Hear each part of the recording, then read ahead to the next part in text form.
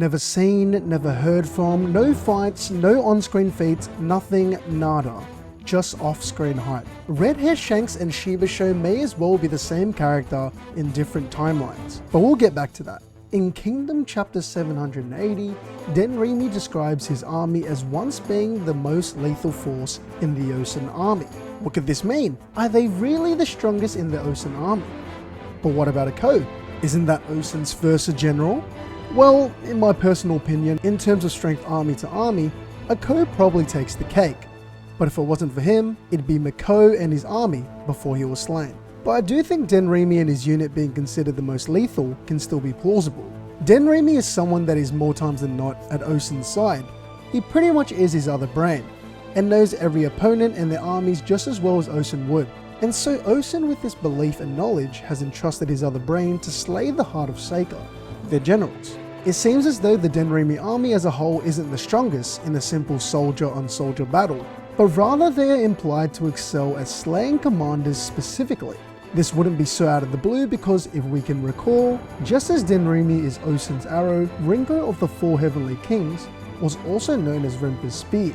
Rinko often was given a small unit of soldiers by Rinpa solely for the purpose of whittling down the enemy, through the elimination of important commanders, whether that be 1,000 man commanders to generals. This could even be before the battle started or the main action began, to create an advantage. Furthermore, his great ability was shown even more clearly, being one of the few people able to penetrate the Iron War defense set up by Great General Oki of the Chin 6 Greats. Thus, Denrimi could definitely be playing a similar role for Ocean, going out and slaying Seika's oh so important generals and commanders so that Ocean will have an easier time besting not only Shibashou, but possibly Roboku also. In the grand scheme of things, the war as a whole, this is one of my options. Now, the other option is the more likely of the two.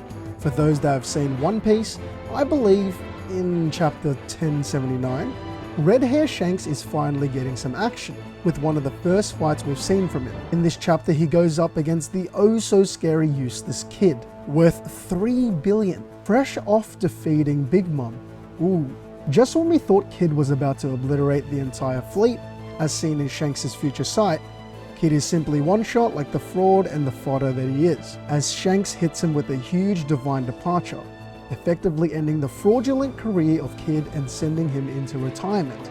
Now, the reason why I bring this up is because the more likely reason for Denrimi being set up as the most lethal force in Ocean's army is for the exact same reason Kid vs Shanks happened. The Denrimi army is simply going to be a fraudulent army, but is right now disguised as a hype builder and an insane feat for Shibashou to have, to show that he is Kingdom's Shanks, that he's unstoppable, unbeatable, truly a great general, someone worthy of the three great heavens of Shao.